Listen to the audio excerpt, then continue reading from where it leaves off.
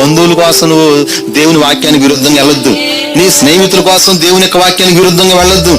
దేవుని కొరకు నీ భక్తి నమ్ముకోవద్దు. అవుతున్నారు, ఇదిగో సోదరుడా, నీ యొక్క వాక్యానికి నువ్వు గనక కొంచెం రాజీ పడినట్టయితే, స్త్రీల విషయంలో ఖండించడం కొద్దిగా తగ్గించినట్టయితే, యేసుక్రీస్తు నామమున బాప్తిసం గురించి కొంచెం నువ్వు గనక మార్చుకున్నట్టయితే నిన్ను విమానాల్లో తిప్పుతామన్నారు. ప్రపంచంలో ఉన్న ఆకాశం కింద ఉన్న ప్రతి సంఘానికి నిన్ను తీసుకెళ్తామన్నారు. ప్రవక్త అన్నాడు, విమానంలో తిరగటం కోసం నా భక్తిని నేను నమ్ముకోను. ప్రతి సంఘంలో బోధించడం కొరకు నా భక్తిని నేను నమ్ముకోను.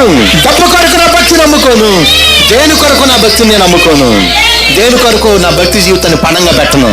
ఎవరు చేర్చుకోపోతే చెట్లకు బోధిస్తా అన్నాడు ఆయన. ఏ సంఘంలో నువ్వు రానిపోతే ఎళ్ల కప్పులెక్కి వీధి సందులో ప్రకటన చేస్తాను. ధరించుకోవడానికి వస్త్రాలు లేకపోతే గడ్డిని బట్టలుగా చేసుకుని ధరిస్తాడు. తాగటానికి మినరల్ వాటర్ లేకపోతే కాలువ నీళ్లు తాగి బోధిస్తాడు ఆయన. పైసా బిస్కెట్లు తింటాడు ఆయన. అంతేగాని నా భక్తిని దేని కొరకు తాకట్టు పెట్టను అన్నాడు ఆయన. అది వధువు గుణ లక్షణం.